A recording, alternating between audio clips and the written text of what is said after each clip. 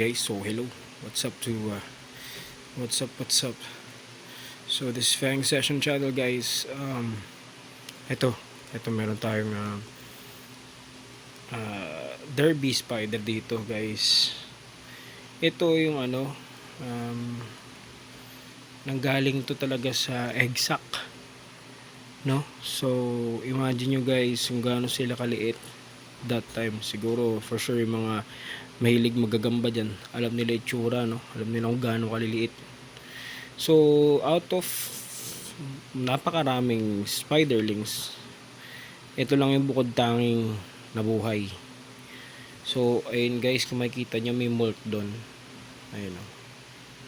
So napakaraming beses na siya nagmolt para umabot sa ganyang size. So makikita nyo may tigrihan na para may mark, no? May mark sa likod. Ayan siya guys. So again, derby spider to. Ayan. Parang kung hindi ko maalala ko itong egg sac na to, tawag ito Cebu or Masbate. Jensan, sorry. Cebu or Jensan na spiderling. Yan yun. So napakaliit pa nito guys. So yan, pumapapak siya ng lots. Sanay na siya sa lots guys. Lagi na kumakain na pagka nilapagan ko ng lots to, talagang kaagad siya, atake kaagad, no? So yan, sunod sabi ko nga sa inyo, yan may molt. So yan lagi siyang okay, binilutan na.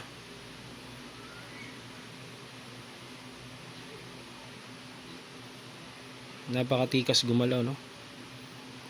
Napakatikas gumalaw guys. Ayan. So ayan, chinibog niya na. So okay, subaybayan nyo to. Pangalanan natin to guys. Bigay kayo ng pangalan kung ano magandang pangalan natin dito sa ating derby spider, no? Ayan, cute, no? Liit. So yun, nakakatuwa din guys na nakapagpalaki tayo guys, simula sa liit talagang malaki palanggam, no? Tapos napalaki natin ng ganito. Okay, so yun lang. So suggest kayo ng pangalan guys sa gagambang to, kung ano pwede natin ipangalan, no? So yun, maraming salamat. This Fang Session channel. Okay, lumabo. Signing out. Alright.